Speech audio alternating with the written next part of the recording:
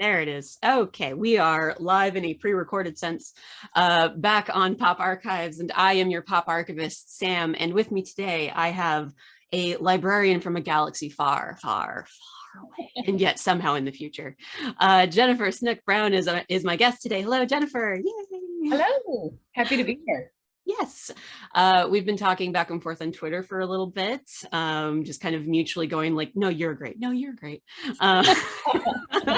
But mostly, so when I started Pop Archives, your website, Reel Librarians, was one of the first I came across when I was doing research. Oh, cool. Yeah, to see, because I was looking around seeing if anyone else had like websites about pop culture depictions of archivists, and then started seeing more of the librarian kind of like, misunderstandings of professions and whatnot. Because your website, Reel Librarians, has examples of library-esque people, but also could be archivists if you squint right. Could you actually, for those who don't know, explain what Reel Librarians is actually? Yes, and it's REEL, yes. Librarians. It's a pun that really only works in print, not in auditory senses. So when we say real librarians, it's the REEL. And if I mean actual librarians, I'll say like real life librarian. Yeah. Mm-hmm. So yeah, it's at REEL-librarians.com. So it's a website that I've had for 10 years, but I've been researching portrayals of librarians in primarily film for over 20 years. Wow. It was the source of my undergraduate thesis, honors thesis. Oh, that's so cool. Yeah. And I can tell you, it's an interesting inspiration story about why I started doing it. So it's a lifelong passion, and thank goodness, like this is why the internet was invented, right? To be able to these weird niche passions. And and I mean, I have all different kinds of followers. There's, those of us who are colleagues or, in the wider information science field. And then there are movie fans who follow, and then people who know me. Yeah. Just friends and family, and my mom. Yeah. I can do this too. My mom. And I think that was in my very first post. I was like, "Hi, Mom, I have a blog," kind of thing. And my mom is also a librarian, so I mean, that has a family of librarians. Yeah, I'm a proud second generation librarian. Cool. I have a very vivid memory of my mother getting her master's degree in library science and her graduation ceremony, and that's when I actually realized, oh, this thing matters, because I remember she would go away like Saturday school, and like here was the result, right? And then she transformed she was a school librarian, retired, but she transformed our school library. I went to a K-12 school, and so I could see, the influence. And I mean, she didn't know she was raising a librarian, but when I got to college, I was like, oh, I can do it too, kind of. Your rebellion was like, I'm going to business school. She's like, no. Oh no, she wasn't realizing she was raising one. But some of my fondest memories are doing, it's so nerdy. Some of my fondest memories growing up is doing the shelf list inventory during summer. And then I helped my mom like transfer from the card catalog to the online blog. So, and she did everything. So, I mean, that was part of the inspiration. Like, it just felt so natural. Well, I can do it too, but it really was kind of surprising to get into librarianship. Right. And I started out in public, and then transferred into academia. So I'm a community college librarian. But the reason I started Reel Librarians is, analyzing, because I always loved movies. I grew up in the country, so like TV really wasn't a thing. We had one channel, but my mom loved movies, and so I grew up on like old Hollywood movies. And I remember It's a Wonderful Life. Yep. 30 Seconds of Infamy is what I call it, with oh no, she doesn't get married, she has to become a librarian. She's a spinster and a librarian. So tragedy of her existence. I know, it's like, okay, that's a cautionary tale. but it never made sense to me because here, my mother was one and I was like, this doesn't make sense. This isn't accurate. So I grew up, knowing there was a disconnect, but I love movies. And then when I was in high school, I read, I still had this magazine, Movie Line magazine, 1997. Okay. And it had Harrison Ford on the cover. So this will circle back to Star Wars. Gotcha. There is a connection. In case no one knew what we were talking about today. It's in the title. We're gonna get to Star Wars, y'all. And it was this hilarious article about dentists in film and how stereotypical and inaccurate the portrayal of dentists in film were. Nice. And then it's like, what about librarians? And so that just got me started. And, more than 20 years later, I'm still just as interested in it. And when we were, chatting back and forth, we realized that we both had, had written about aspects of Star Wars and archives and librarians in Star Wars. And then that kind of just mushroomed from there. So yeah, just bloomed out. Yeah. Cause Star Wars is, I wrote a few they don't want to call them articles. They call them reviews because they were for the Society of American Archivists reviews portal. But I originally wrote them for the website over there at SAA because one of the first ones I wrote was on Indiana Jones because it haunts me to this day, even though I love those movies. I read your deep dive into that. And thank you. Fascinating. I'm like, why do people confuse? I know, it's fascinating. Because the first four letters are the same? Like, I don't understand. It was one of those things where I was like, let's look into it. Like archaeologist, archivist, sort of, but not really. And damn you Greeks. They may intersect in the same universe, but yeah, they go. And I think there's also like differing opinions about how that like archaeon root word works too. So I'd have to actually like consult with, I have some friends who actually studied ancient Greek when we were in graduate school. So I might have to consult them and be like, no, seriously, lay this down for me right now. All these tangents. Yep, already to be explored. Yes. Yep. So I'd written about Indiana Jones first because it's always been kind of the one that sticks in my head. And then after that, it was Star Wars because I think at the time Last Jedi had just come out. And we will eventually get into it, but it featured the Octo library that was in a tree and no one had access to. Several archives related scenes in other movies. So it's an interesting mix of library and archives in the Star Wars universe. Yeah, Last Jedi was it was an interesting one to go through, especially because like Rogue One, I think had only come out a couple of years before that. And so to see like these like, because we'll get into it more significantly, but when you see like the Attack of the Clones, like how long ago that was in like 2002. And then it's like it's almost 2 decades later that we then get, Rogue One, where it's just like, oh, the final battle takes place at an archive. I don't think anyone understands this but me. But it was one of those like major ones I wanted to write about, also because Star Wars has been a part of my life since I had been growing up. I was born after the original trilogy like first came out, but growing up in the 80s and 90s, it was part of like the original Star Wars trilogy and the Indiana Jones trilogy, because I only acknowledged 3 movies. They were part of like the bonding experience I had with my dad.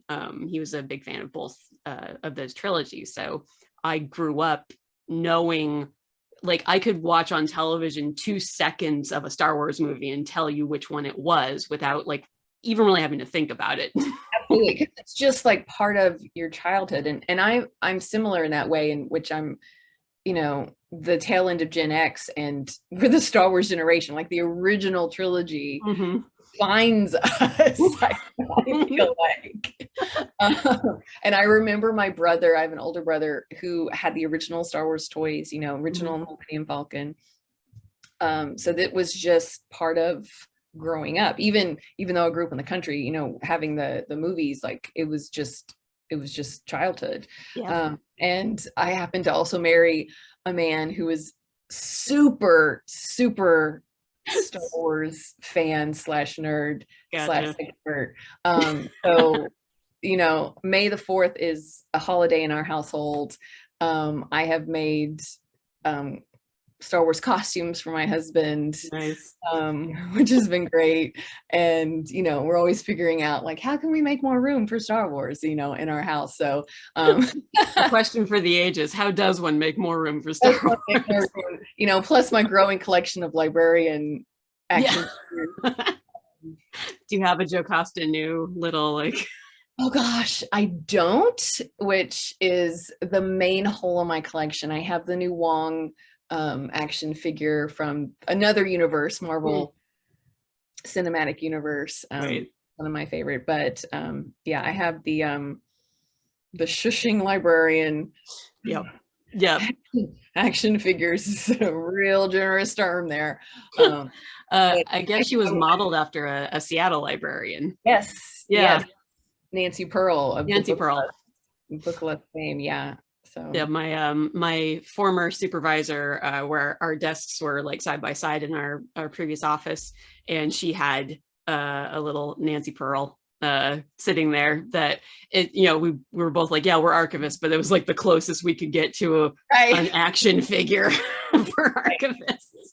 Which, coming back to, portrayals and other types of media, which we're both interested in, like I've read several, I try to keep up with the literature of this, because there is a niche, literature, pop culture literature.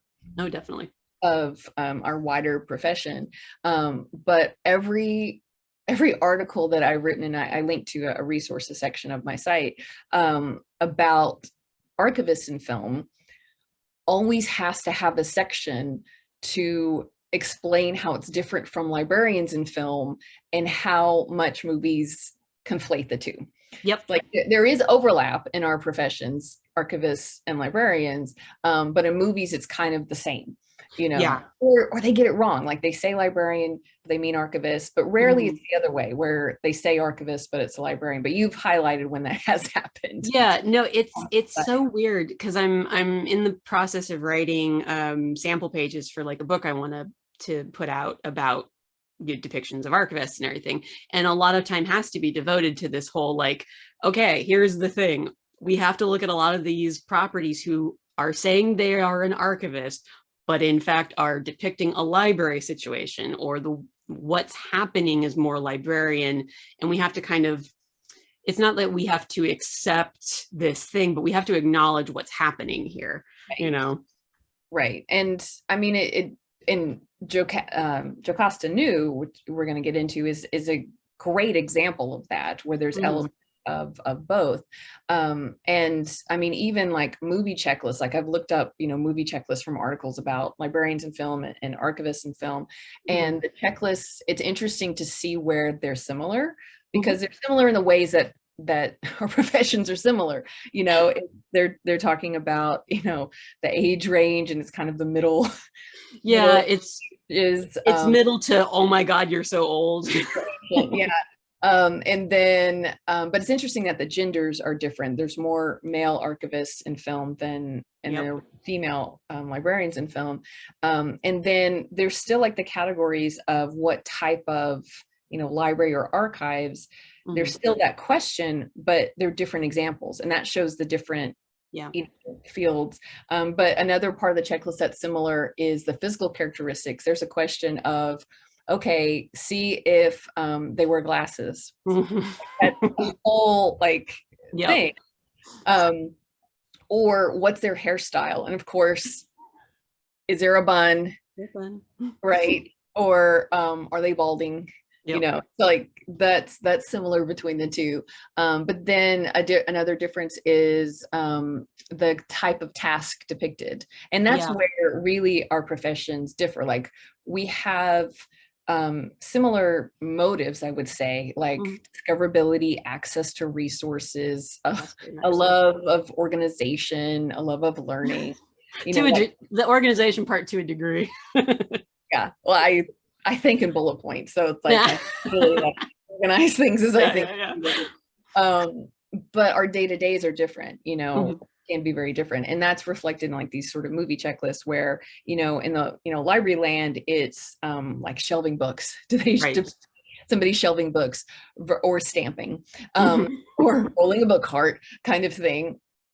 Versus in archives, it's processing Yeah. or accessions, or it's using the terminology of the archivist field. So That's if they even bother to show that. I mean, that's right. yeah. That's right. That's true. But it's like, are they actually showing aspects of your real of Yeah. your life job? Look, they're doing things like, yeah, but are they doing the things that actually correspond to the description that you've given of their profession? Because I think not. And I mean, it's like a reference interview, mhm. which is more the librarian side of the house. But correct me if I'm Oh no, yeah, there are reference archivists. And yeah, that's always the thing, is like where the overlap is then always in a very nebulous area as to like what is the overall task or goal of the reference librarian or the reference archivist. right. Because Like a goal in the scene, like what's the yeah, purpose of yeah, that? exactly. Yeah. Because I often find that archivists and librarians, when they're featured in a lot of these movies or television shows or whatever, they are either invisible to an egregious extent, or they are an obstacle. They are not necessarily always the helpful person, like giving the hero or the protagonist what they need all the time. They are often an obstacle in the way of them accomplishing a goal sometimes. Interesting, because I would say that's different for a lot of librarian portrayals in film, where we often are the helper and we're often used as the puzzle piece that the hero needs to get on. So and it's sort of like a shortcut of trust. Mm-hmm. I think librarians in real life there's a trust value there. Even Right. if you don't go to a library, there's value in knowing there's a library or a librarian there, even if you don't use our services. Um, just ask us. We actually want you to. But often I see and I point out that we're often the thing that the audience needs to trust that piece of information in order for the plot to move forward. So I think that's a slight difference. Yeah. And I think it just comes from, again, like the conflation of librarians and archivists. It's the idea that we have a stock image of of a librarian in our head. Again, it's that stereotype. right. But we are yeah, exactly. We are conditioned to believe that the librarian, for the most part, has your interest at heart. Like they are there to help you. Like it's a service. Whereas I think archivists, when they're featured, are used to show like the age of something and the fact that it's kept away from you and you can't get to it because, oh no. The guardians. Yeah, exactly. It's like they're always kind of like in the way in some way, shape, or form. Like I feel like that's where the demarcation starts happening. Yeah, I think you're absolutely right. And it's like, it's the gatekeeper versus the guardian kind of tropes. I would like to see that more for the librarian side, to be the guide, often guide that's, helping you along the way. But and Jocasta Nu, like we can get into that of how she's kind of both. But yeah, and I agree with you. Some of the overlap is, a library can often have an archives. An archives often has like a research desk, Yep. As that public facing side. So it, sometimes it is hard to tell the difference if there's not that kind of detail, because there's not often a lot of detail or a lot of time devoted to this. So it's often hard to tell. And sometimes archives are called libraries, in real life too, but also in movies. And I'm thinking of Enough Said as an example of that. It's called television library, but what he describes is archival duties. Yeah, and he is an archivist. I think he even says he's an archivist. Yeah, he never says the word archives or archivists. does he? He doesn't. I looked that back up and I went like, no, he never actually says it. He just describes what he's doing, and he says, Okay. library. So it's those kinds of details that I think muddy the waters, and kind of blurs the line or conflates the two. And I think, you and I are both examples of this, where we've split the difference. We say archivist / librarian. Yeah. And I've been called out on it, and deservedly so, because sometimes it's hard to tell. And so I'm like, well, it's kind of elements of both. Yeah, I think it's because some of the articles I've written, I've had to go like, I think it might be a stretch to say this, but I'm going to back it up by saying all these other things, because it's easy to fall into just do like the library / archivist, but it's just kind of like, okay, hear me out, guys. Here's my case for why this person is maybe an archivist or not. Like, I did an article about Blathers from Animal Crossing. And because he's a museum curator, however you want to say it. That's a whole other. Yeah, exactly. Fish, yes. And a friend of mine had asked me to actually, sometimes I just do articles because people call me out and they're just like, hey, Sam, what about Blathers? What's he? And so I was like, all right, I've never played Animal Crossing, but I will do my research. I will look into Blathers. No, but let's find out. This is my motto. Yeah, exactly. So it's like, I have actually a category of article I do where it's like, are they an archivist? And it's got a couple under it already. It's got Blathers. It's got, what's her name? Raven Inkwell from My Little Pony. That was a good post. I really enjoyed that post. Yeah. I have her little figure here. But and then I have a list of them, like Pearl from Steven Universe, I think, is a candidate. Yonto Jones from Torchwood has been bandied about, mostly because he's been deemed an archivist in like the fandom. And so it's like, should archivists embrace fandom-oriented or fandom-assigned archivists? So it's, I think we're going to get into with our further discussion. Yeah, we're hitting all we promise we're going to get in. We're getting to the Star Wars part. We got to lay the foundation first. But I have to say, I've also done that. I mean, I'm probably going to be tagging you on these questions now too, but Berkeley Herman, who I think we both know via Twitter, at least, like, he has a pop culture library review site amongst many. And I've had to say, Berkeley, what do you think about this character? Like, in a recent movie, I was like, I'm really not sure. And so we just kind of got into it. He's like, well, it's more like a curator, kind of thing. I'm like, oh no. Yeah, and I think it's good that you have that there is a community kind of building around this, where like pop culture is becoming a bigger method of examination, because what I find kind of frustrating about archival research into this, or archival literature about it, is that it's an identity issue, but we're not really examining the way that they're talking about archives and archivists and these properties. It's like there's the surface level, like, okay, what do they look like? That kind of stuff. Like, what are they doing? Yeah, exactly. But then it's like, what is the story saying about them? Like, what's the narrative surrounding the depiction? Because that can also say a lot of things.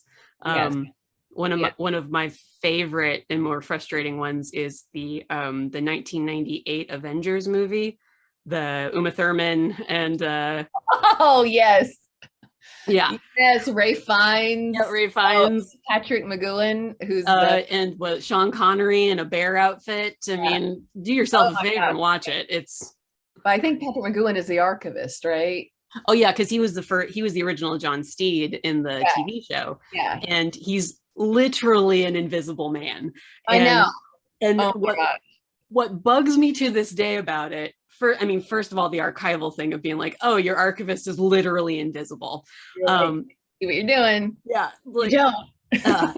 But the other part is, like, if I were running a spy network, you know what I wouldn't do? Put my invisible man in records management. I'd send him into the field. What a perfect spy, Like, I don't want to tell you how to run things, MI6, but that's so funny. And I'm right there with you. Like, what I really love getting into is the purpose of a real librarian in the movie. Why is this character here, if they're here at all? Kind of thing. And that's what I think I find interesting, and why I think pop culture, and particularly for me, it's movies, but why it matters, because it's a further example of myth and storytelling. Mm-hmm. And our entire human civilization, this is something that we tap into as a way to explain our phenomena in our own world. To better understand our own world and our own issues, we turn to myth and story. Mm-hmm. And so that's where the analysis piece is so satisfying, and what I think is what draws us both to this kind of analysis work. And yes, it's identity, but it's the purpose driven part of it that matters to me, and like the tropes you have to address. But when it goes outside of that kind of trope is interesting, and I think that's why Star Wars it remains so compelling.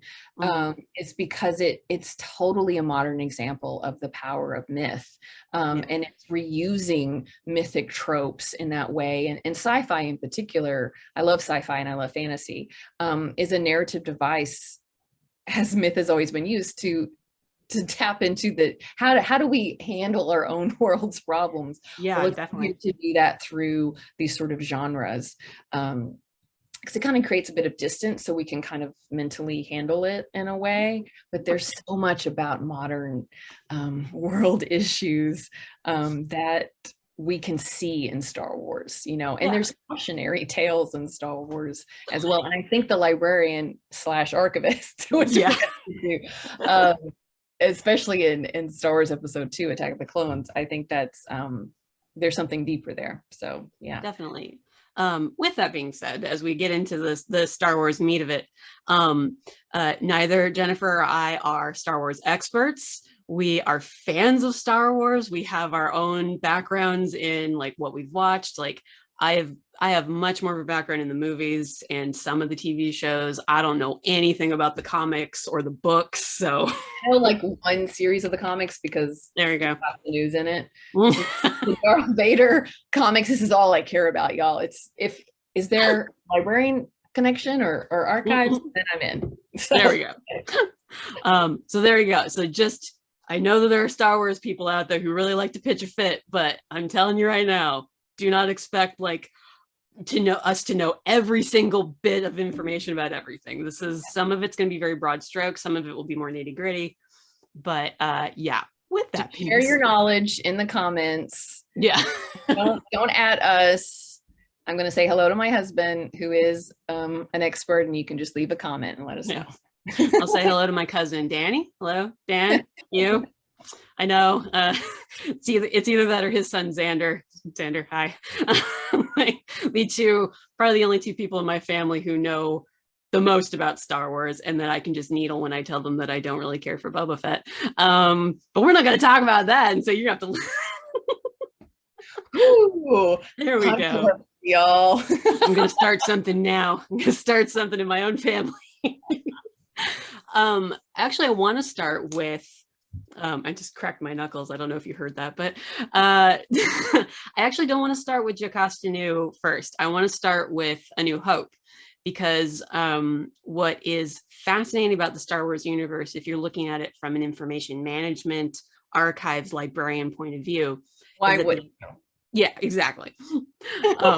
It's the fact that the entire world of Star Wars as we know it, as it first began, starts with information being transferred from Leia to a droid, and then R2 becoming kind of the impetus behind the entire story happening. And it all has to do with these plans for the Death Star, which I think is I feel like it's an overlooked thing in the Star Wars universe. Like we get into the Skywalker Saga and all this and everything, but it's like, no, you don't understand. This started because they got information that then had to get transferred and then started this whole thing. and I'm going to posit possibly a controversial theory. And that information, which were the plans that we find out in that movie, the plans of the Death Star, right? And the secret weakness, right? Yeah. That's the New Hope. Ooh. That's the hope of A New Hope. Like that gave them hope that they had an edge, right? Like they could do the rebellion, it started with those plans, those archives. So controversial opinion, but there's evidence, and there's more evidence as we continue. Yeah, it's that. Yeah, put a pin in it. We'll get to it. Like, we're kind of going maybe chronological, but at the same time, if we were going to, Rogue One would technically be first in terms of how that works out. We'll actually then, Attack of the Clones would be whatever. Yeah. Anyway, we're going with how they were rolled out for us. Yeah, upon release dates. But yeah, and also the idea of R2-D2 becoming kind of we had talked about this before, a pseudo archivist in his own right, because this little droid he just does whatever he wants to. And he holds on to messages for 30 some odd years. He'll hold on to plans for the Death Star, and he'll just annoy his, life companion C-3PO until the day he dies. And I'm going this way. Yeah, exactly. So it's like, well, if you're going that way, I'm going this, but it's so interesting, like how so much of the foundation of Star Wars begins obviously with that first movie, but so much, I think, of the foundation of Star Wars from the information management point of view that I think a lot of people take for granted also begins in the very first 5 minutes of the movie. Right. I still don't know what a boffin is, but I know that a lot of them died. Yes, plans. And it's how precious that information is. People are willing to die for this. Right, yeah. And yeah, I absolutely think it's critical. And I think you're right. Like, it often that's the whole impetus, that starts everything. So I think there's evidence there to support you. I agree. Yeah. And I feel like we need to talk, we need to get that out of the way, because everyone overlooks A New Hope. And the discoverability of the information inside R2-D2 is huge. Oh, right? Yeah. When Luke get past the all barriers and yep. When he finally gets that access, and then the message of Leia's message to Obi-Wan is played out. Like, again, it's like, like you talked before, it's mythology. This is the Monomyth. This is Joseph Campbell's literal outline of the Monomyth.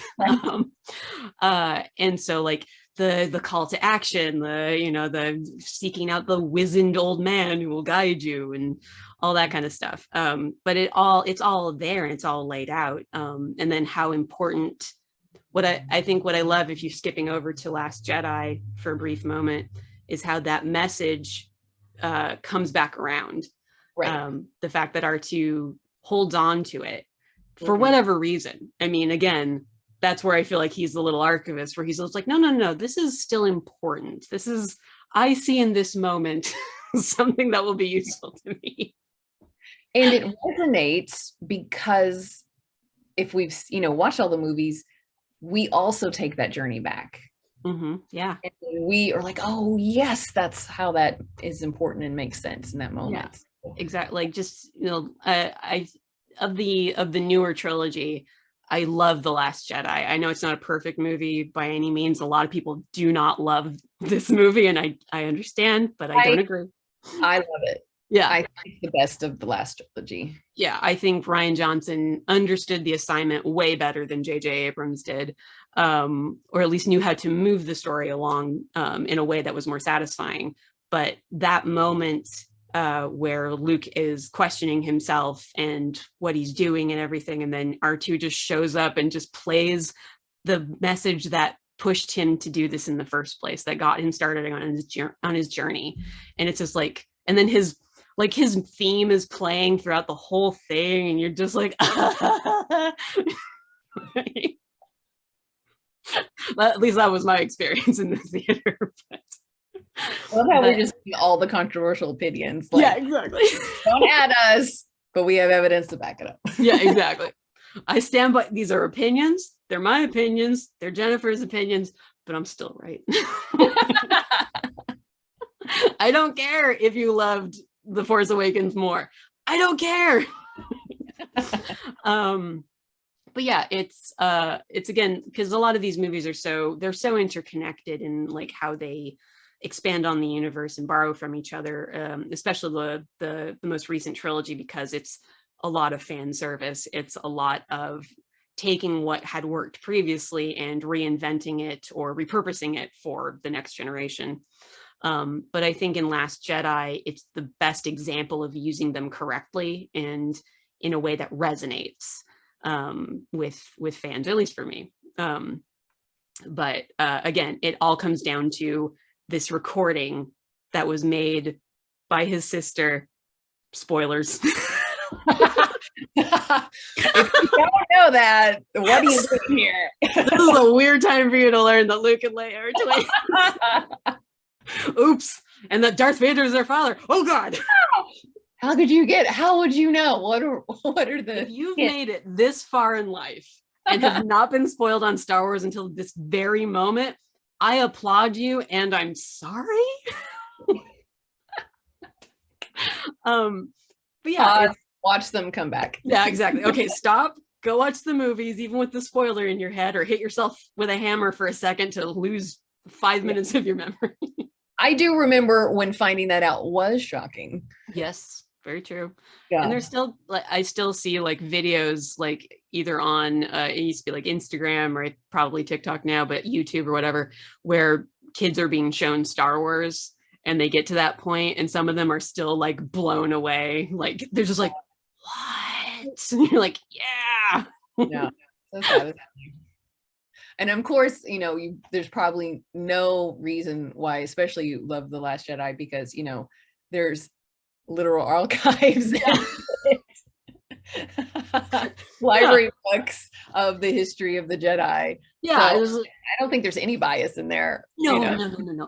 It's weird though, because when I was researching for that article about The Last Jedi in archives, and I was looking it up, and it's like, so the planet's Octo, and they call it the Octo Library. To which I was in like, but no one has access to this except Luke. Super private special library. Yeah, this is a special collections of which no one knows. And it's just like how degraded the text looks, first of all, because it's in a tree. Like, it's not a good planet to take care of them because it's like obviously very humid or so yeah, they look awful. Yeah. He's like, the last of the Jedi texts, and I'm gonna burn it. They're in a tree, which is not good for keeping care of things. And I don't know if it's on a humid planet. It's probably a fairly wet tree. And wet wood wouldn't really burn that well, but good point. Yeah. Unless force lightning comes at it, like Master Yoda did. So what do I know?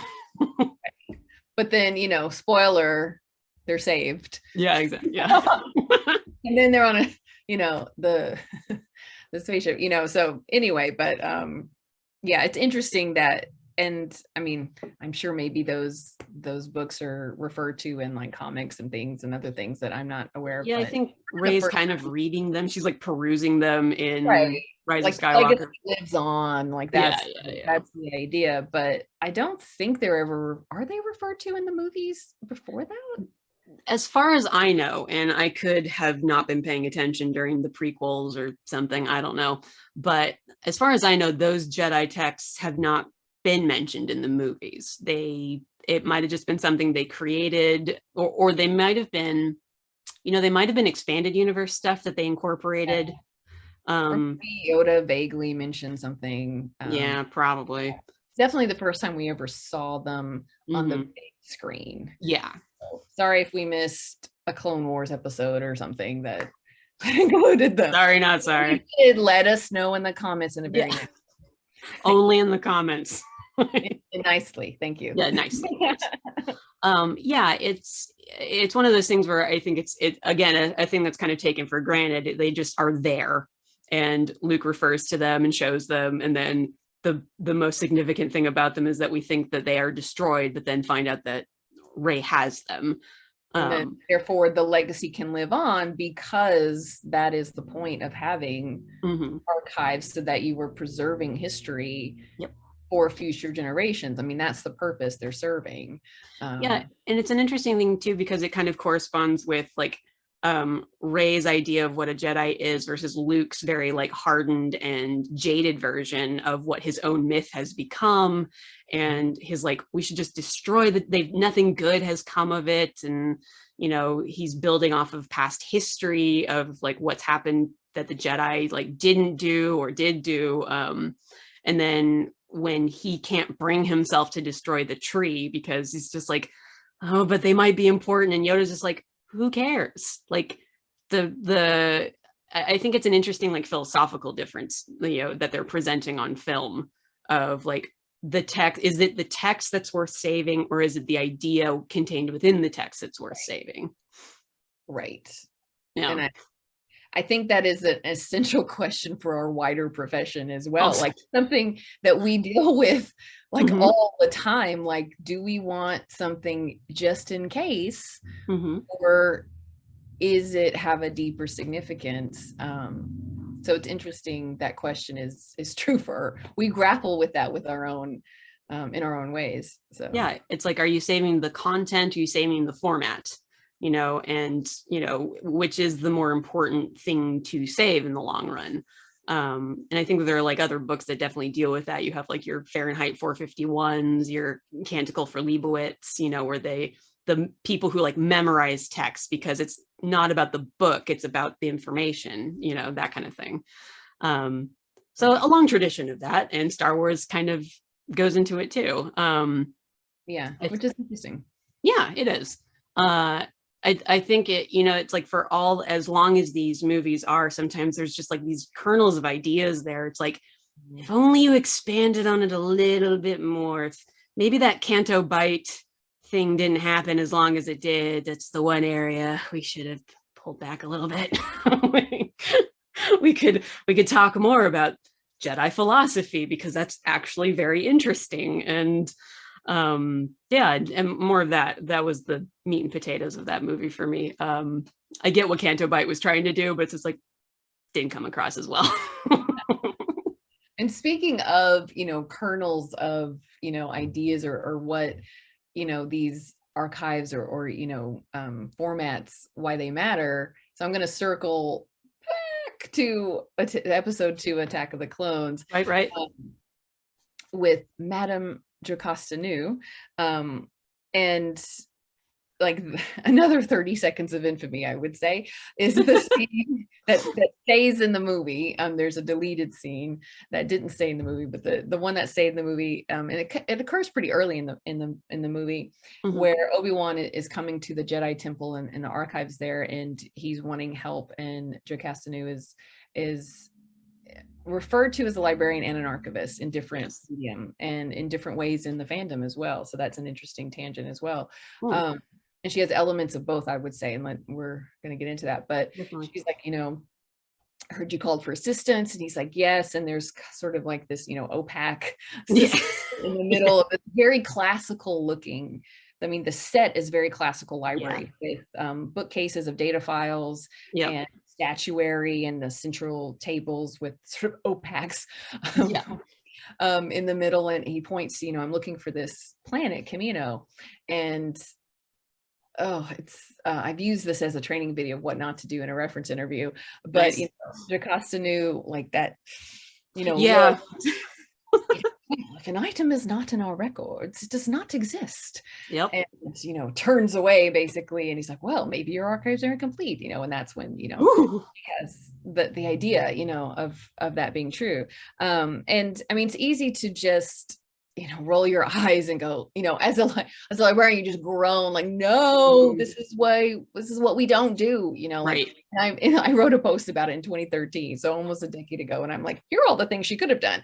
What, you know, let's look to see who, you know, is there records of the system? Is there evidence that somebody removed it? You know, like, let's look at the source code. Like, there's all the follow-up stuff. All the follow-up things. Are there alternate ways of, you know, Camino? Like, all these things that you could have done, rather than assume that your records are complete. And that it didn't ring true for me, because like, I don't know any librarian or archivist who we think our collection is complete. Like, we're always searching for more, or for more relevant. We're reassessing our collection. We're reassessing our audience. Very much so.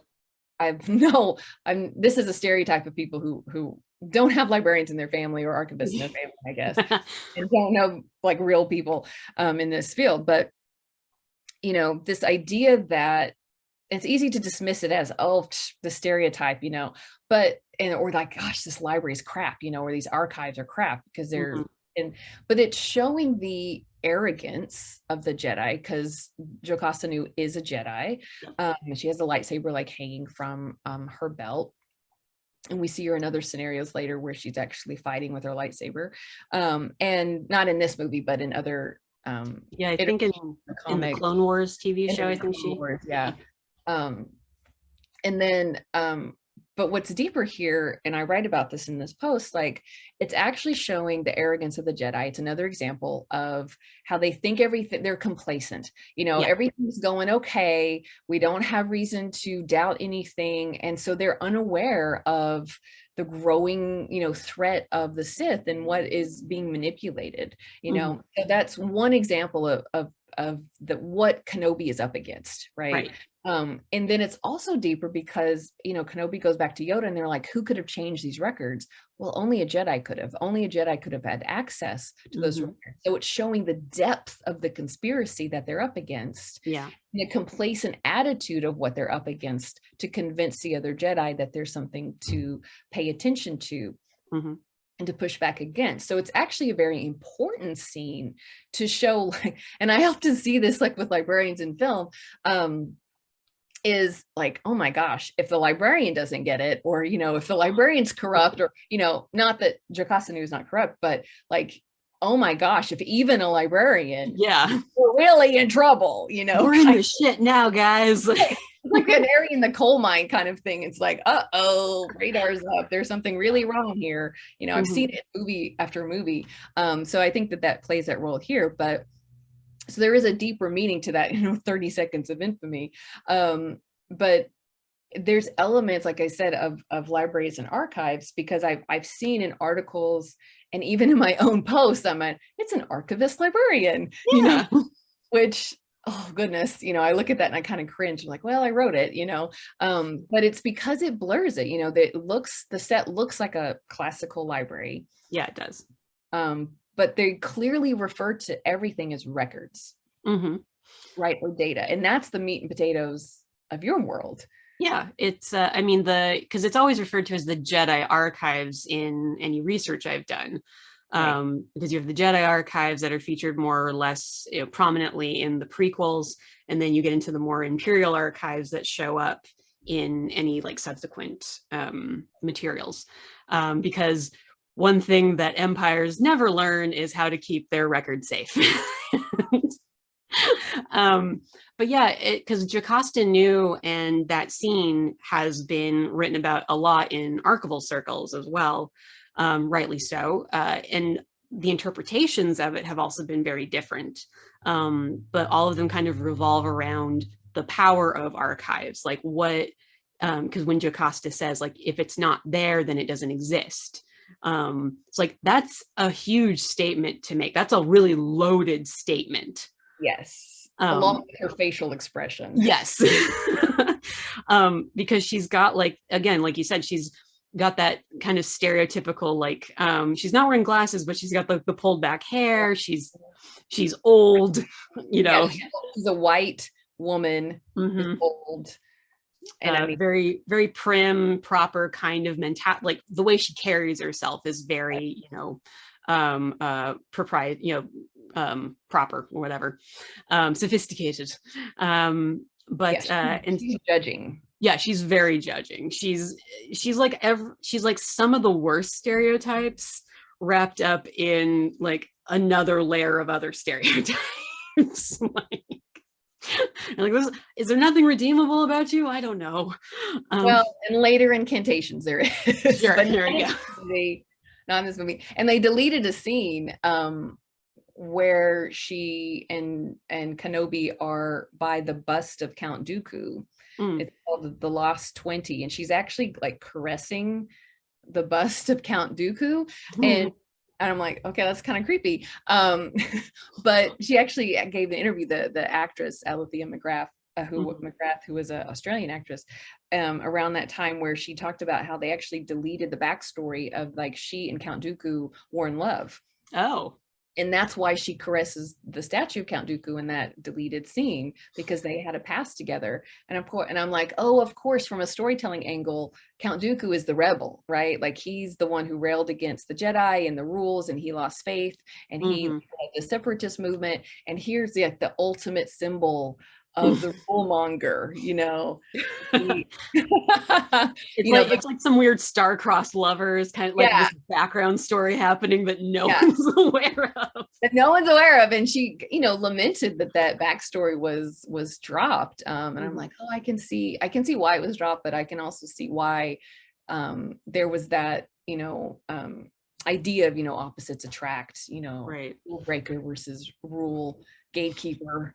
Well, and then it also it could add also a layer of like, is she complicit in what's happening by not right? Yeah.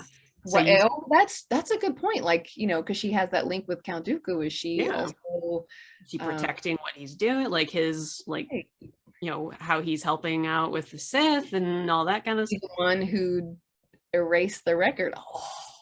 Yeah. I mean, if you leave that thing in and you have like more time to flesh that aspect out, it adds an entirely different layer of storytelling to that scene. Yeah. But unfortunately, we only get like less than a minute of this scene that, I mean, you and I and our professions have eked as much information out of. I know.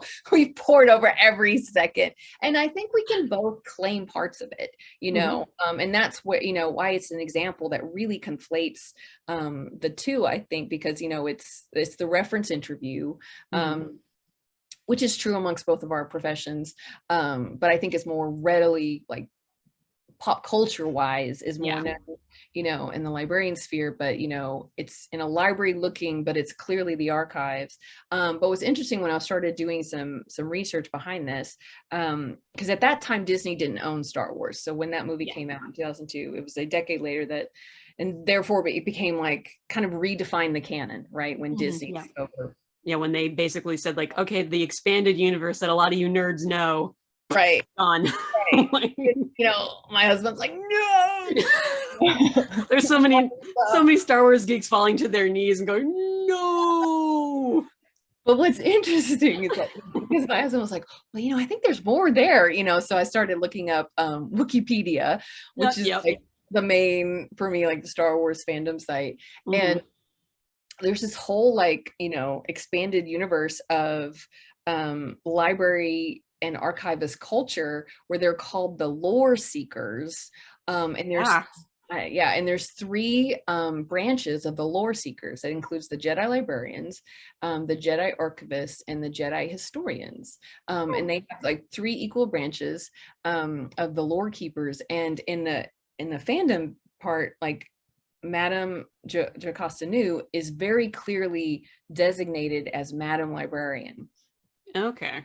But in the lore keeper, and there's the Librarians Assembly, which, that's like biased, but okay. But so like the historians, archivists, and librarians are all part of the Librarians Assembly, which is like a sub branch of the High Counselor. This is getting into like Critical Role, the archives and the libraries. I know. Still. But I mean, like in that world, each of them have a very specific task, where the librarian is the manager kind of thing, which Jocasta Nu, in that sense, I can see why she's called the librarian, if she's like managing and doing the public part of it. And the archivists are the ones like actually processing and doing all the organization and filing of the data files, and the holocrons, right? Of that, because there's a holocron vault that we find out about in the Clone Wars, I think, right? I believe so, yeah. And then the historians are the ones that research the history of the Jedi. And what's interesting, I think, in that world, like the librarians also do training of like the Padawans, and so Jocasta Nu actually had her own Padawans. So that sort of universe that now is like legends, not canon. That was in place though at the time of Attack of the Clones, and so I can see why, like, having that background Jocasta Nu is in the role, like the manager role of the librarian, but working in the archives. And it was like the librarians are in charge of the archives kind of thing. As they are wont to be. Let's talk about tensions in our wider. Yeah, let's talk about hierarchies and librarians. Yeah, because I mean, in movie pop culture analysis, librarian, and this is something I've read in archivists, you know, pop culture analysis, librarians do have more in our little niche field. Like we take up more space of this sort of identity analysis in often, yes. Yes. And I mean, archives are often part of a library, a larger library. Yeah. Like, for example, my college library, we have an archives. I've worked in multiple libraries that have had archives. So yeah, it's interesting. Like you can see the biases in real life reflected in this. But I think that that's interesting, you know, with this lore keepers, again, the word keeper, right? Yeah. The teacher, the educator, anything. The keeper, the guardian, the gatekeeper kind of lore guy. Right. Your lore guide probably. Well, it's always like how we make it sound cooler as well as sound old enough that you would buy that this is a profession that has been in place for some time. Yeah. Without just saying librarian or archivist or historian. No. Keeper, like lore keeper. Oh, lore keeper? Yeah. Keeper of the lore. Yeah, I mean, it's an interesting background there, which I like helps me kind of understand why it does seem like aspects of both professions, you know. But then when we get into the Darth Vader like comic run, which is a really good comic run, this is the part 2, Legacy's End. It's very clear, like Jocasta Nu is refers to herself as an archivist in this series. Okay. And she is referred to as an archivist and is the #1 Jedi. This is after most of the Jedi have been killed off by Anakin, who then becomes, you know, Darth Vader. What? He does? Spoiler! Spoiler! Oh my God! We're just spoiling things left and right. Oh my. But Emperor Palpatine, like #1 on his list of Jedi to kind of capture is Jocasta Nu, because she has the knowledge, you know, of force sensitive children in the galaxy. And of course, do they keep a record of that? I assume that they do. Yeah. Yes, that's the main plot part of. They need that's like every spy thriller. It's like there's a list of names that we need. Right. This is the whole point of it. Like Jocasta Nu has developed, and she knows it all. She knows the list. Oh, okay. She also kind of becomes the archives because, you know, so she kind of goes back. She's trying to steal this list herself, like because oh my God, it is a heist movie. I know. She's like the only one who knows how to get to it. And it like they all kind of converge, you know, and she knows the back way into things and all of this. And then, you know, she's up against Vader, and she's like, "You need me. I have the list," you know, kind of thing. It's very dramatic. But in this format, it's very clearly gone from like, "Ooh, it could be both," to archivist, which I think is very interesting. Who's the writer on that? Oh gosh, my husband. I know the writer. I don't know how to pronounce the name. My husband's name is Charles. I think it's Charles Soule. Okay. Oh yeah. Okay, I know him. Yeah. It's a really great series, and actually, this is the trade volume that collects the second half of this run, and it's Jocasta Nu. Oh, she's technically on the cover. She's on the cover, backside, but in the front, you know, bit that's her. Oh wow. With the lightsaber rifle, which is super cool. Which she goes into the archival boxes. I know where it is. And I'm like, oh, very nice. Like, got a lightsaber rifle in the box. In the box. And that's it's like amazing. Proper archival box. Like we would recognize like in Captain Marvel, like proper archival boxes. Right. I love that there's an analog solution to this. Awesome. Yeah, because I think Charles Soule or Sewell or however it's pronounced. I apologize if we got it wrong. I think he's a lawyer who turned writer or something like that. Like he has a background in law, I believe. I could be wrong, but I feel like when I was, because I used to do comics journalism, I feel like when yeah. I feel like I remember somewhere he was like a practicing lawyer who also became a comic book writer through like Marvel and everything. So I could be wrong, but to me it actually kind of makes sense that he would go the definitive like record keeping archivist route with her. Clear this up. She's an archivist. She's going to call herself an archivist. The end. Yeah, exactly. If that was the reason why, congratulations, Charles. You have like also just that image of her with that gun is just kind of badass. I know. And she gets to have multiple lightsaber duels. Although she gets trashed in the comics by, of course, the Emperor and the Grand Inquisitor. And she's actually out loud by the Grand Inquisitor blamed for why the Grand Inquisitor goes to the dark side. And I'm like, wow, is this like gaslighting number one, like the woman, kind of thing. Like, you were mean to me. And so I joined the dark side. Joined the dark side because of you. Basically, that's what happens. Because like she was a gatekeeper. Like, she's a gatekeeper. Like, she considered it her duty. Like, okay, you're not ready for this knowledge, and therefore you don't get complete access to all the archives, which is also a theme in the Clone Wars. Right.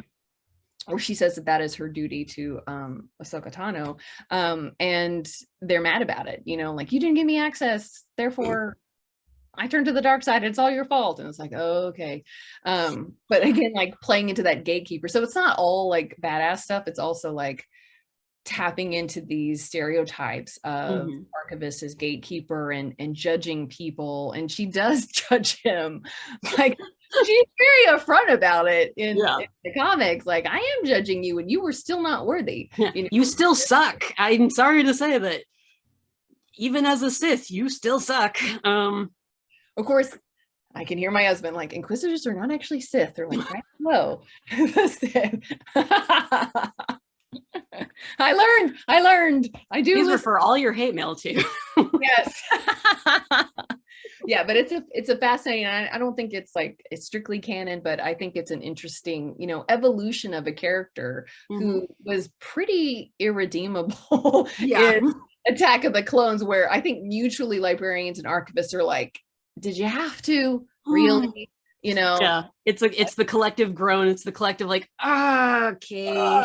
I know, equal opportunity offender to us all. And then, as she continues to pop up and she's very important, because she does have that knowledge. And I mean, I'll say like she, her record, like she does survive the purge, and it's her idea to start a Jedi school, which then Luke like follows, and she leaves the breadcrumbs. She leaves holocrons, and her assistant in the series Gar preserves these holocrons, which have the few, like, basically are themselves the archives of the Jedi. Like, she basically creates that, and then that helps like Luke do his school, which then leads us back to the movies, where he, that informs the last trilogy of what happens when he does do the school where he's training Jedi. So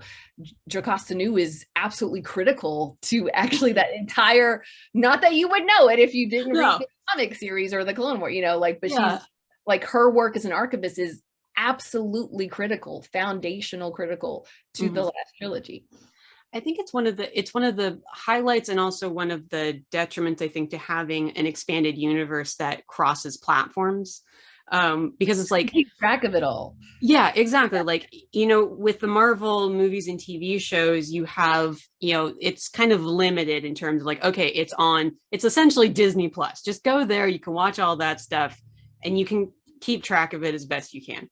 With Star Wars, it's so many more things because it's not just movies and TV shows, it's comic books, novels, video games. There's also tabletop RPGs that are, I think, considered canon. And even there's so much. And it's like, unless you are, first of all, financially capable of keeping track of all of that, and then also, not like you or I who has to take extensive notes to keep track of these things. Right. Like, you're basically creating your own like family trees and like spider web diagrams. You're like, okay, and you're just Charlie Day in Sunny in Philadelphia with like the red string and like the conspiracy boards. Almost like Star Wars could use its own archivist. I'm sure there's one with probably, yeah, gotta be. Yeah, there's got to be at least, if there's only one person, I feel like that's just missing the point. There has to be at least two people. Right.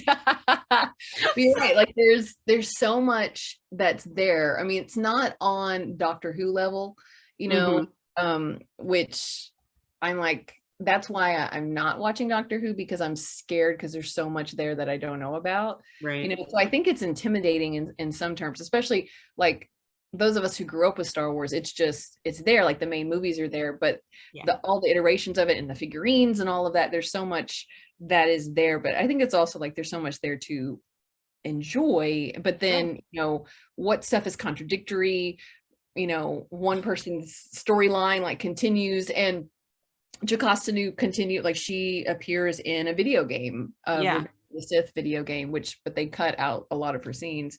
Of course, the same actress, Alethea McGrath, voiced that, but there was a different voice actor in the Clone Wars where she is there. But yeah, you're right. Like it's hard to follow. Yeah, it's so, and the thing is, like, if you explain a person in the Star Wars universe, like their whole backstory, they become fascinating, because then you realize that there are all these different facets to them. Like Jocasta Nu, the first ever people are hearing about her really is in that first movie.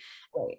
And then it's like, in Attack of the Clones. And then you get more information about her in the Clone Wars, TV show, the comic books. I'm sure she's probably in some of the books as well, like the novels. Deleted scenes. Deleted scenes, like deleted scenes from video games that she was featured in. But it's like all of these aspects to her then lost, where it's like a fully realized character who only really exists in the minds of people who have consumed all of that, or if you've gone to the Wikipedia and like done extensive research on her, linked to all gone to all the citations. And that's why blogs like ours exist, so that we can thread together all those pieces and stitch it together and like, let's ask these questions. So the real story of who's going to write the because there's that Thrawn trilogy, who's going to write the Jocasta Nu trilogy of books? The redemption of Jocasta Nu. That'll be like the series title, The Redemption of Jocasta Nu. And I think it's interesting when this is a character, right? Like this, so it's a little bit more to kind of grab onto in that way, like follow this character through the different iterations. But the themes of records is absolutely critical. Like you said, from the beginning, from the very first movie, the idea of a record and information that it represents is absolutely critical. And then we revisit that we've mentioned it, Rogue One, which is an underrated movie. It's one of my favorites. I still enjoy it. I mean, as with any Star Wars movies, there's always some like hits and misses in it, and but like overall as a movie, Rogue One I think is also the first one where, again, spoilers, they kill everybody. Like the whole cast right before A New Hope. So that line that many people had to die. Still didn't see any Bothans, but I think that's in the next one. But anyway, but it's an entire movie centered around, again, the plans for the Death Star, which we get background on who created the plans for the Death Star and then how they went about getting those plans. To inform everybody, like why did we start the whole shebang with A New Hope? Like the whole movie is to explain that, which is kind of hilarious to me. Like, let's stick all these characters like in this one little niche here. But it's an underrated movie, I think, because it's kind of refreshing that it's all about the archives. Literally, like you said, like all aspects. Who created it? How did it get filed? Filing conventions. And then like there is the file name is important, so that's like keyword and discoverability within the system. There's like an OPAC that is just for retrieving the archives, and we get to see that, and then we get to see like the robot system that retrieves the archives. And the fact that it's like digitally, they receive it digitally through the satellite, then it's like clearly like put on a physical form that is then filed. Like it's every aspect of it. It's fascinating. I do find it interesting that it goes from digital to analog.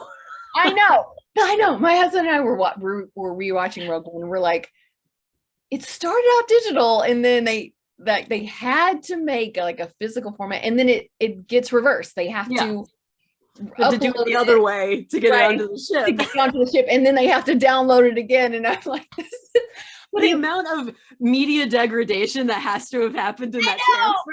And then transfer to R2D2.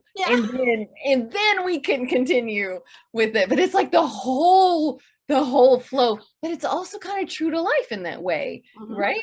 Like digital degradation is a real big issue in our expanded. I mean, they're just lucky that everything was compatible, that everything in the Star Wars universe is media compatible. I was like, wait, with Princess Leia's ship, I'm like, okay, do they have the right software to be able to download this? Like, do they happen to have a disc? Like, that's real convenient to actually have a disc like right there waiting. Right. Oh my goodness. Yeah, like all these you have the right droid to take the information in. Right. I'm like, these are the things that you and I obsess over. Like, that's super convenient. And that, again, like the keywords like got me every time, like the clues of what keyword was going to be, but I'm like, but I appreciate it's sort of like the MacGuffin, which is, the random thing, that people are after, but it doesn't really matter. And yet it's the whole point of it. This is the most important MacGuffin in the universe, basically. And I mean, this is why also like one interpretation of A New Hope is that it's the archives, because Jyn Erso actually says in Rogue One, you'll need the plans, the structural plans for the Death Star to find the reactor, and like that's the thing. And then she says, I wrote it down, of course I did. You need to capture the Death Star plans if there's any hope of destroying it. So again, the word hope, right? At the very, very end, when of course they finally get it to Leia. Spoiler, what? I know. They finally get it to Leia, and the guy says, Your Highness, the transmission we received, what is it that they've sent us? And Leia, the close up of her digitally. Yeah, the digital recreation of Leia. What is it that they've sent us? Hope. Yeah. So there we go. Princess Leia herself. We backed it up. New Hope. The hope. And like, okay, when I said that to my husband, he said, okay, that's one interpretation. Yeah. That's your interpretation. And I'm like, well, true. But there is evidence, like there's actual evidence of like Princess Leia saying, I'm holding hope, basically. There's like textual information and evidence that your hypothesis is true. Physical manifestation of hope is in this archives that they had to get. And then, oh my God, did your heart hurt when the archival tower was blown up? It didn't hurt because it seems, I mean, once you figure out, like, because they've got the Death Star and they've got the laser that will just destroy everything. Of course, everybody does have to die at the end of this movie. Well, actually, I remember being really surprised that they killed everybody, because there was a way that you could have done this movie and had one or two of the like main cast survive. There's always a way to skirt around that, where, you know, someone's in a ship and they get away, or, you know, whatever. But I was actually genuinely blown away that they killed all of the main characters. I love that you said blown away, because, like, yeah. I'm not intended, but accepted. Because it would be so easy to kind of give into that like Disney mentality, because I think Disney they did own them by this time. Yeah. So it would have been so easy to give into that and be like, oh, it's still a Disney movie, so someone still lives, it's okay. Only the ones we saw back in 1977 still. Yeah, exactly. But like, see, it wasn't so much seeing it get blown up as it was just that everything seemed to only be stored in this one particular location. Right, which is not smart, you know. No. I mean, they describe it as the engineering archives, right? Which is interesting, because I think, because spoiler, I mean, everybody dies. What? I think it's Rogue One, and they blow up the archival tower, so there's nothing left of any of the archives. So truly, R2D2 is the archives, because it's the only thing that's left, you know, of those plans. But so it's called the engineering archives, I think, at one point in Rogue One. But I think it's also it's befitting the story, because it also demonstrates the weaknesses of the Empire, right? Yeah. Like the things that they value and the things that they don't value. Exactly. And, you know, their short-sighted goal, I would say, to blow up the archives, like, does, you know, they don't have access to that information anymore. They're not prepared for somebody. They still don't know the weakness of the Death Star. Yeah, exactly. By the end of that. And so they are unprepared when that weakness that the rebels know about is exploited, you know. I think it's also like the cyclical nature too of like, because you have the Empire, which refused to believe that there was anything wrong. Not the Empire, the Jedi Republic, where everyone was like, no, everything's good, everything's cool and groovy, and like the Sith thing is whatever, you know, we can handle it, we're the Jedi, we rock. And their downfall from complacency and, you know, kind of believing their own hype, whereas the Empire does kind of the same thing. They, you know, they show that they don't put enough security, you know, or they put their archives in a swamp, basically. Right. Like, I mean, it's more of a tropical, like, you know, riverbed type, you know, kind of thing, but it's essentially swampland. You know, one way out. It's very tall. Yeah. It's so like, and if the satellite is 1 inch off, oh, you have to realign. I'm like, oh my God.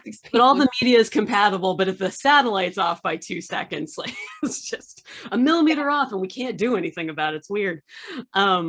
But yeah, it's still, again, like showing that, because the Empire came out of the Jedi Republic, so a lot of those players are still there, so that short-sightedness is still baked into it. In a way that becomes its own, to its own detriment, which is interesting, because oftentimes governments kind of do those things where it's just like, no, we're going to be a better regime than the former regime. Oh crap, we're exactly like the last regime, only colored a little different, and like our flag is, you know, history repeats itself, right? Like, yeah, exactly. We build on the systems that we know, and yeah, it's the same kind of circle. Like the Jedi had the Jedi Temple with the archives, it was, you know, a target, and then the Empire had their engineering library archives. It's very clearly an archive, sorry. Yeah, they do call it, I think they refer to it entirely just as an archive the whole time. Always archives. It's very, very clear it's archives. And then they're willing to sacrifice that themselves. It does become a target, and they're like, oh, okay. But then that means that they and I wonder, like, how do they recreate like the second Death Star if they didn't have any of the plans? But anyway, that's a subject maybe for another day. There was someone else who just reverse engineered it just by looking at it, going like, What were those? Or maybe there was still something on that planet that Galen was in. But it's interesting to note that. And I remember when it was a few years ago, it was sorry, I have it here, but it was a Washington Post article. It would link to my original post about Jocasta Nu.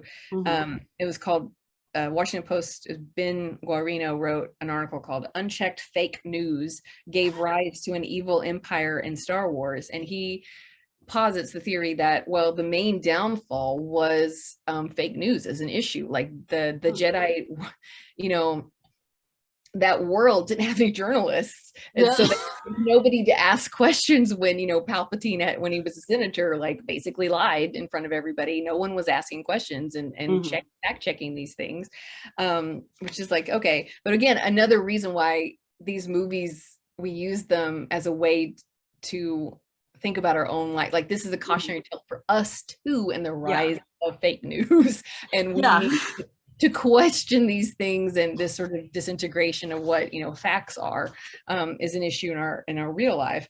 But in this thing, in this article, he also talks to an expert in archival theory, you know, who says, you know, well, the main issue is that, and this is a quote, it's Joseph Hurtgen, who's expert in archival theory. He says, the funny thing about records in Star Wars is that they betray an obsession with technology. The only archive that anybody bothers to keep is technology. Nobody's writing down memos or news. Even those technological archives are devoid of context.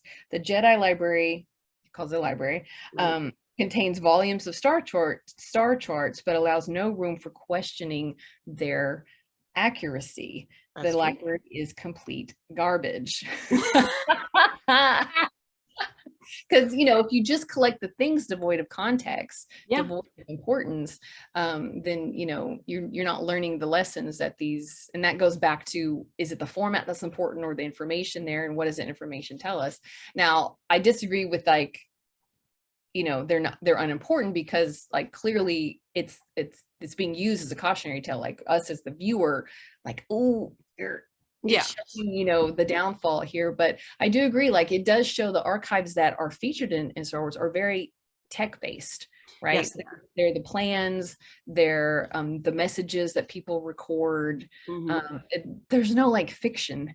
It's interesting how like the culture of the Star Wars universe, like in-universe culture, is, you know, if you're just looking at the movies in general, like it's very lacking.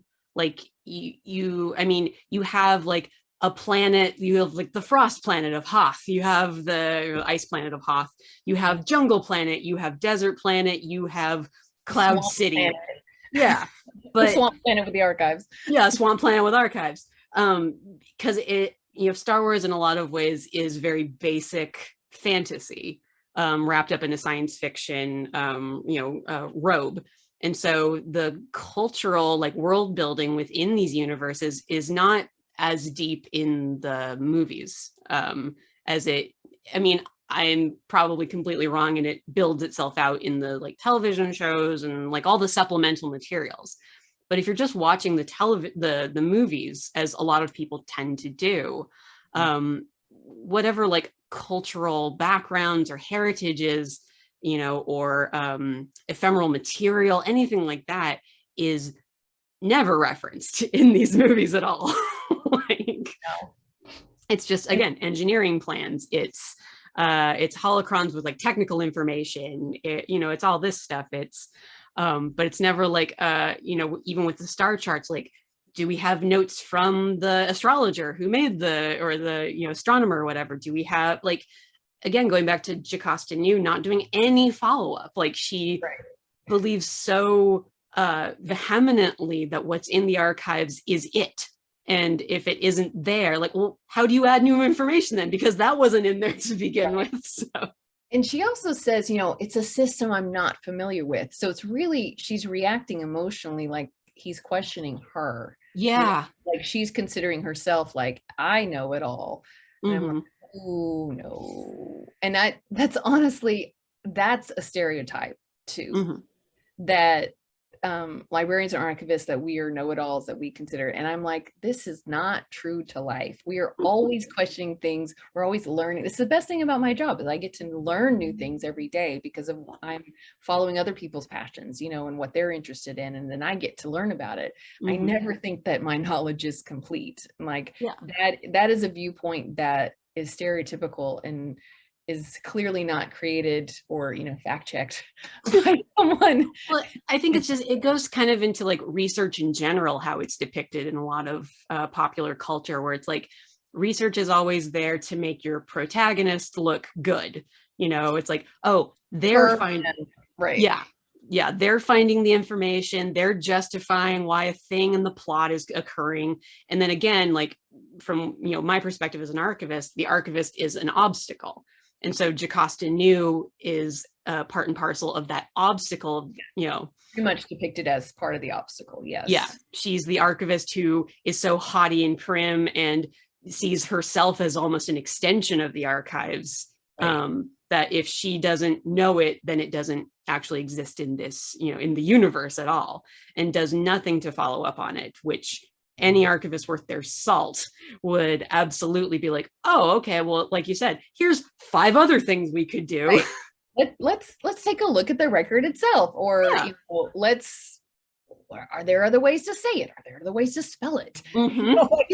Like things like tags and descriptors and everything's like, you're basically telling me like basic library information science doesn't exist in the Star Wars universe. Or like, let's look up the region it's in. You know, like there's so many ways to like that are natural, like you and I just listed like half a dozen things off the top of our head, because that's what we're trained to do. Yeah. Right. And so that's why that depiction does not ring true in that sense, in that that is not how we think in our professions. Yeah. That's not how we're trained. That's not how we approach our professions. And that is given short shrift. I mean, I understand why it's like 1 minute long and they're trying to set up like the stakes, and this is part of it. Like, and I understand like plot wise, but I mean, that's where there's scope for us to complain about it, because I'm like, do you realize what you're saying about us? Yeah.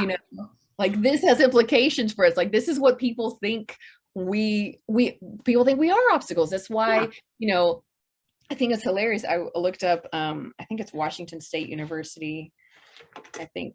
Wazoo? I think so. Well, maybe I'm wrong. I wrote it down. So I was like, because like, why does this matter, right? Like, what's the purpose of this? Wazoo, they have a library anxiety guide where they actually talk about a very real phenomenon where, students and others, they find it intimidating to enter a library or archives and ask for help, even though that's like literally why we're here. That's the whole point. I'm here to answer questions and to ask questions. And so they actually address it, and they actually include movie clips of like, this is what we're not, I'm like, just stick Jocasta Nu in there. Like, this is not how we think, so it's interesting, like yes, it serves a plot, but I do wish like some of these screenwriters that they'd had more positive experiences of libraries when they were younger, because I think maybe they had bad experiences, and this is, leading to these. And I'm like, do you realize it just adds to what we have to work again, Yeah. There's a lot that goes into like, especially when like archivists are writing articles about like archival identity and the image of archivists, it often boils down to the lack of trust that the public ends up having in you, because they have an idea of what you are in their head because of movies and television and everything. Right.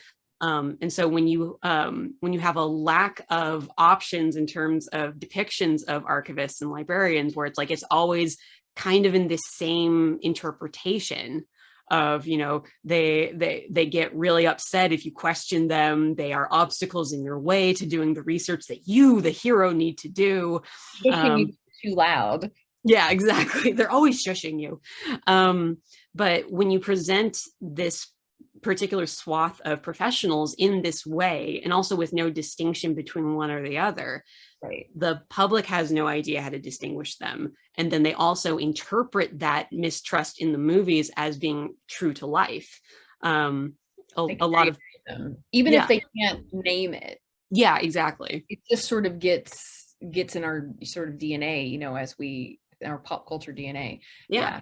I agree. There's one of the things I've been writing about is like the CSI effect, this idea. It's been a while since CSI was really relevant, but at the same time, like procedural television has a huge cultural sticking point, because most people do not interact with crime scene investigators or go to the hospital for, well, maybe not so much now, but in the past, you don't interact with like surgeons or the police to the extent that you do in terms of watching them on television.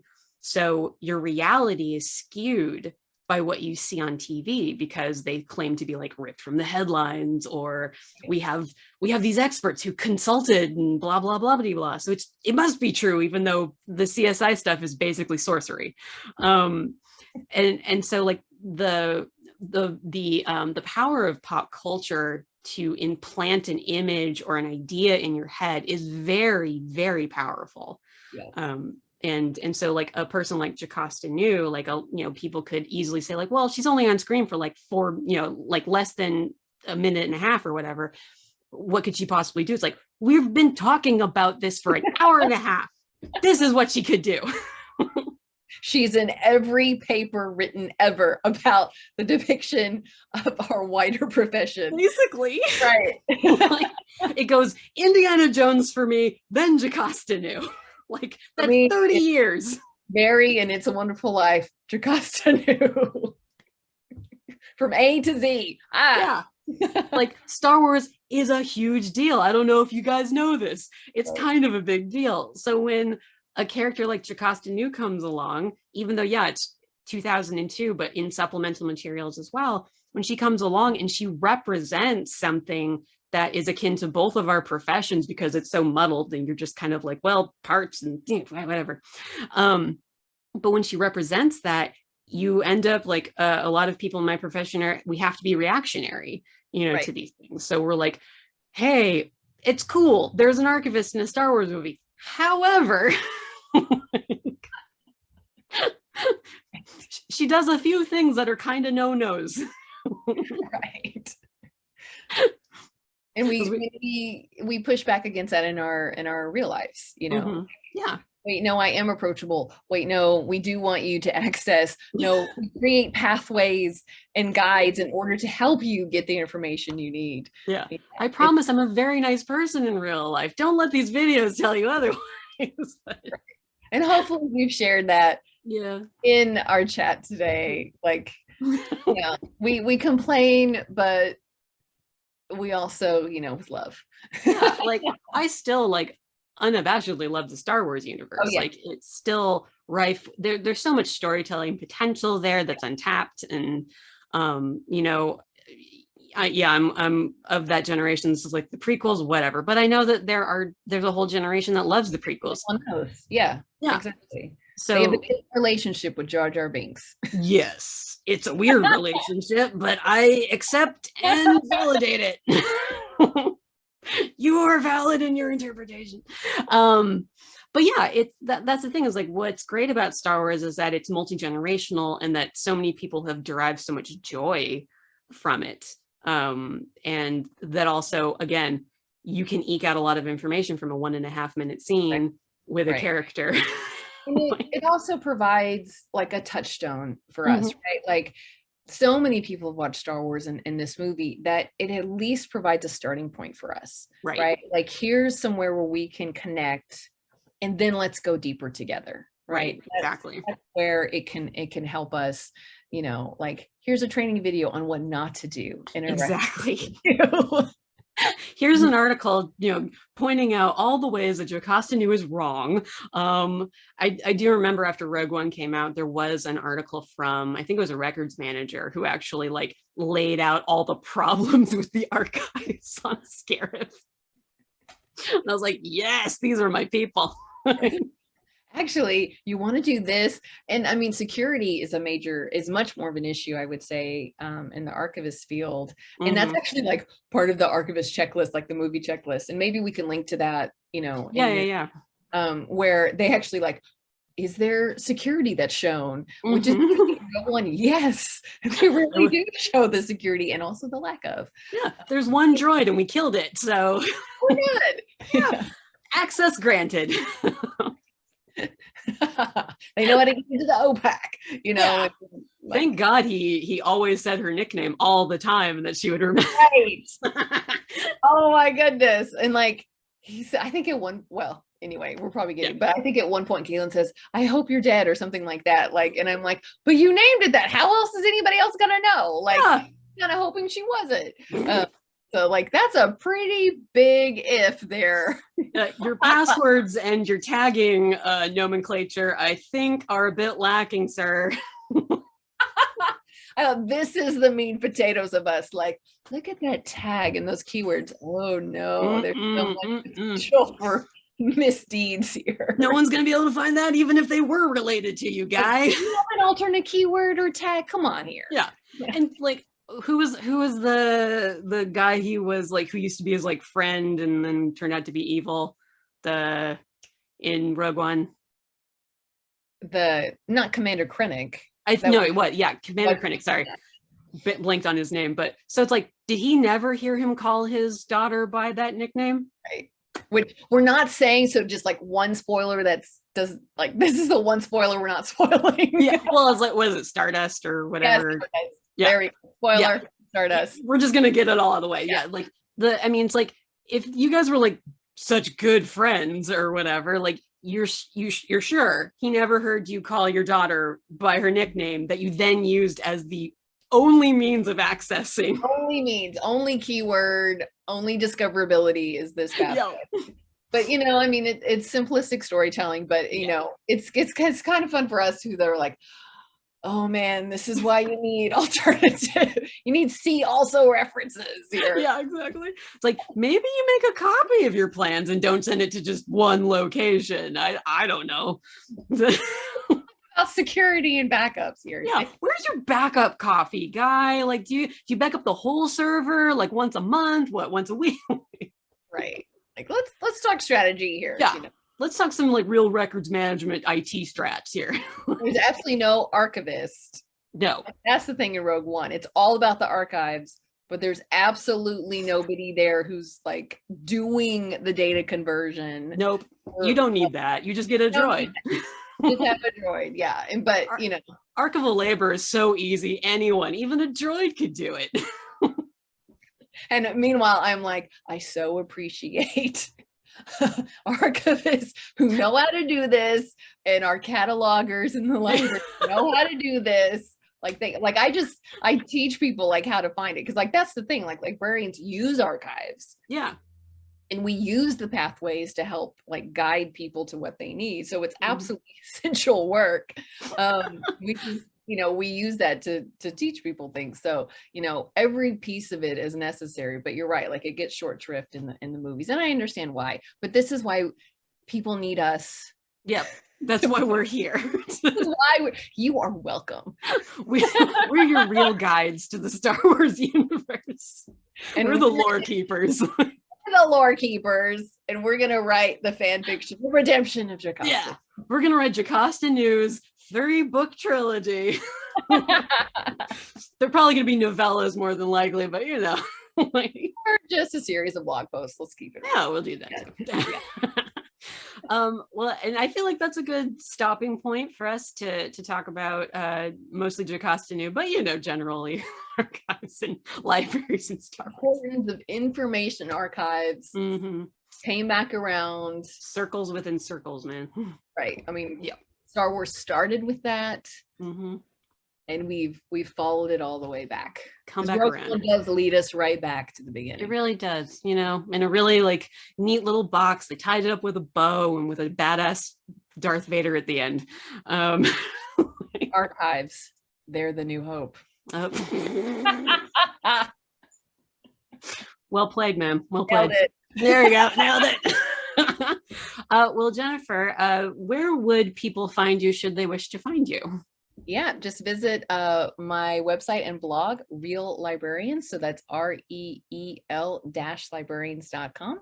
And I publish new posts twice a month, second and fourth Wednesdays. And yeah, I've been doing it for 10 years. Hopefully you'll come visit. And we've got another 10. To another 10. And oh yeah, Reel Librarians is on Twitter as well. So yes, there we go. My husband finally convinced me to go on Twitter, which is how we met. Yes. Well, I mean, I'd already linked to your yeah. I already knew of your site because I had linked to it on my blog, but it's means of which we were able to connect, which is so something good did come out of Twitter, just to let you guys know. Yay. Sometimes good things do happen when you're on Twitter. Yes. Not all the time, but sometimes. This is an absolute blast. I'm so glad that we connected. Yeah. No, I'm glad that, I'm so happy that this happened. I mean, we obviously have a lot of stuff we can talk about, so I expect you'll be back on at some point once I cycle through people. Be like, hey, I need you again. What else you got? There's infinite possibilities. It's so true. You can always go to Twitter at darling_Sammy, SAMMY, to follow me should you wish to. Please don't at me about your Star Wars opinions. I will not answer them. Leave them in the comments. That way they're in one spot. And you can always go to poparchives.com, as well as if there are suggestions you have for properties to talk about or with guests to talk about these properties, you can email me at popculturearchives@gmail.com. You can like this video, subscribe to the channel should you wish to, and hopefully this is something that does it for you. I don't know. I'm good at what I do. I'm good at promoting myself. Again, Jennifer, thank you so much for coming on. I absolutely have had a blast talking to you about Star Wars and archives and libraries and everything. It's been so much fun, and hopefully we can continue the conversation. Definitely. For Jennifer and myself, bye everybody. Bye.